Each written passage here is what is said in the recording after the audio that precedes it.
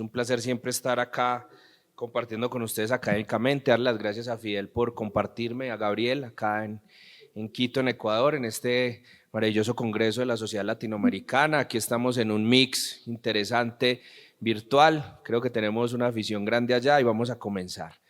Yo quería un poquito hablar más de, todos sabemos reparar, todos sabemos suturar, todos sabemos hacer las cosas, pero quería hablar un poco más en el entorno de la cirugía de hombro y codo, qué pasa con esas lesiones. Entonces yo les traía aquí como un caso, tenemos una paciente de 19 años, nos pasa frecuentemente lesión, inestabilidad de hombro, operada por artroscopia, una reparación del bancar, y la paciente desde el posoperatorio mucho dolor, irradiada en todo el hombro.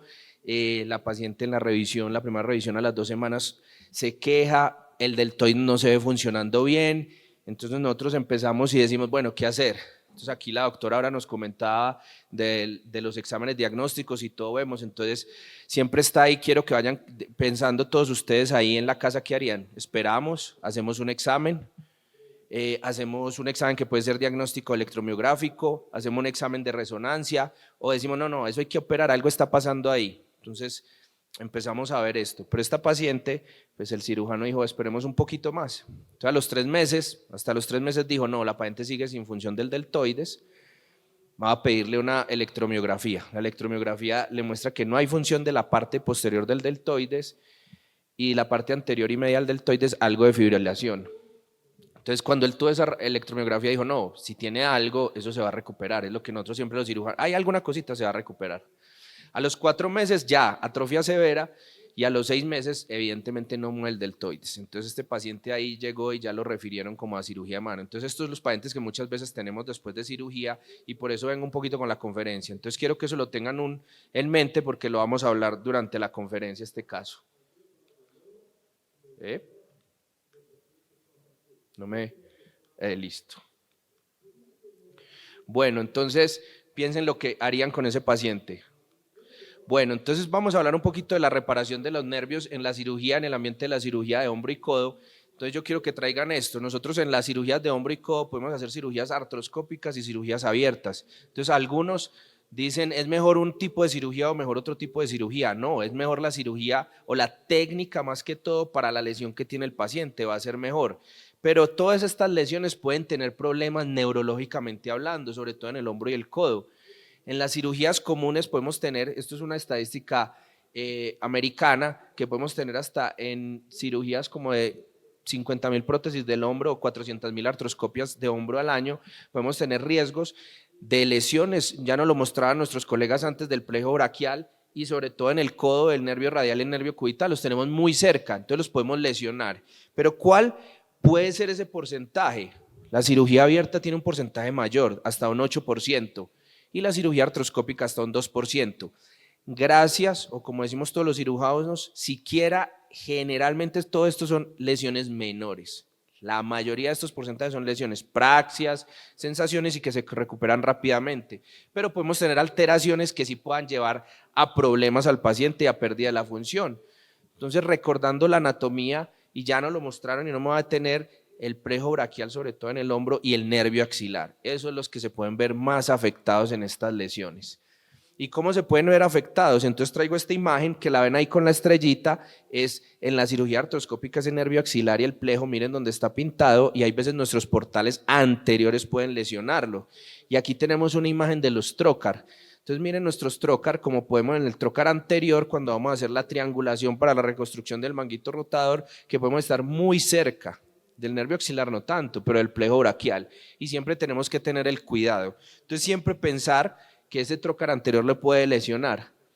Entonces, esa lesión del axilar, como lo vimos ahorita en la paciente, y vamos a volver a ella, hay que ver muy bien la sensibilidad, hay que evaluar el dolor, porque la parte motora no va a ser tan fácil, porque el paciente tiene dolor después de la cirugía, hemos trabajado dentro de la articulación, hemos reparado unos músculos que de pronto no se mueven, entonces debemos ayudarnos. La electromiografía, la doctora nos conversaba, nosotros muchas veces no creemos mucho en ella, empezamos en la clínica, pero la electromiografía y sobre todo la progresión de esa función electromiográfica nos va a ayudar demasiado a tomar la decisión, a ver si hay una real progresión, si hay una real mejoría Y como digo yo, si tenemos la duda, si quirúrgicamente no quedamos tranquilos o tenemos la duda a pesar de los exámenes, los colegas fisiatras nos pueden decir, no me queda claro, no encuentro, veo mucha denervación, veo mucha fibrilación, etcétera, exploremos, no nos esperemos ahí. Entonces volvamos a este caso, se los acordaba, entonces se acuerdan que les había dicho qué hacer, que si injertos, si una neurotransferencia.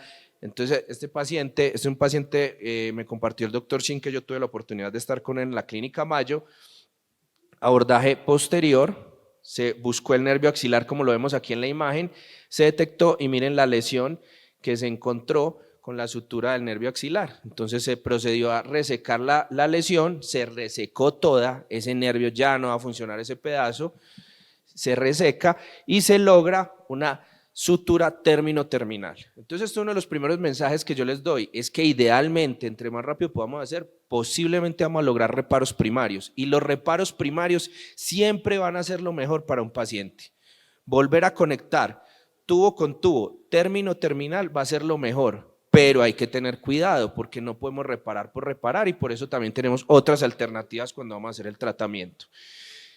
Entonces, ustedes dirán, no, entonces el doctor está condenando la artroscopia es mala, es que si tiene una lesión. No, también en el abordaje del topectoral que tanto utilizamos para fracturas de la parte proximal del húmero o cuando hacíamos las inestabilidades abiertas. Acuérdense que esto también, nosotros hay veces nos burlamos de los colegas internistas, que un día dicen que el tal medicamento es bueno, después dicen que es malo, después vuelven bueno. Nosotros también somos iguales. Un día dicen la artroscopia de hombro para la inestabilidad es buena, ahora dicen que abierto es mejor, que si es deportista. Entonces también nosotros somos un péndulo en las técnicas quirúrgicas, entonces necesitamos técnicas abiertas. Entonces el axilar en el abordaje del topectoral se puede ver afectado, y aquí tenemos un paciente, abordaje abierto, un bancar abierto, una inestabilidad abierta, presentaba desde el posoperatorio, el colega me lo remitió rápidamente y encontramos, como vemos ahí, suturas en todos los paquetes, suturando ahí. Entonces exploramos, retiramos las suturas, hicimos una exploración en la neurólisis del plejo, y este paciente, después de los días, una recuperación completa, después de 4 meses después de la cirugía que yo le intervine. Entonces tenemos la recuperación y la ayuda. Entonces, otro de los mensajes es que algunas veces nosotros esperamos mucho, no esperemos tanto. Entre más rápido, si es una praxia lo podemos recuperar más rápido, y si es una lesión con neuroma podemos resecar y vamos a tener una mejor alternativa para hacer una cirugía término-terminal, que es lo ideal. En la parte ya crónica o lesiones que llegan más antiguas tenemos unas alternativas más como las transferencias de nervio o transferencias tendinosas. Entonces, pero vamos a hablar de otras alternativas y vamos a bajar un poquito al codo. El codo tenemos el nervio radial. Siempre nos preocupamos mucho en la cirugía artroscópica del codo, siempre estamos muy pendientes de no irlo a lesionar. Ahí vemos pues el nervio radial, también el nervio cubital por los abordajes, pero generalmente podemos tener una lesión del nervio radial. Entonces, pero también lo podemos tener en las lesiones y las fracturas, por eso les traigo esta imagen. No solamente es en la cirugía, muchas veces la misma lesión. Este es un paciente con una fractura, una no unión, miren los bordes y miren dónde está el nervio radial. Un paciente que estaba crónicamente, no había podido consultar, etcétera. Entonces podemos tener los problemas. O nosotros también lo podemos causar. Cuando estamos en las urgencias y hacemos una cirugía rápida y ponemos un fijador externo, podemos capturarlo y hacer una lesión. Entonces lo mismo, idealmente podemos lograr el término terminal y hacer la sutura, que es lo que va a recuperar, pero ya en estas partes podemos ver cuando tenemos defectos, sobre todo cuando perdemos. Entonces, ¿cuándo podemos tener un defecto?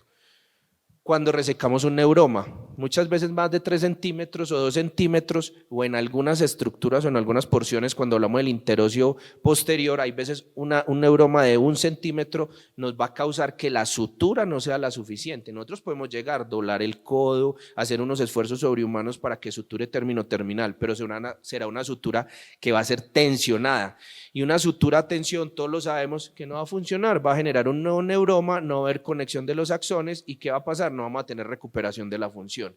Entonces, en estos casos yo les digo, debemos pensar en los injertos nerviosos, perdón. ¿Dónde es el mejor sitio para tomar injertos? El nervio sural, ahí les traigo la imagen, podemos hacer varios cables y varios sitios y lo podemos lograr y mejorar esa función.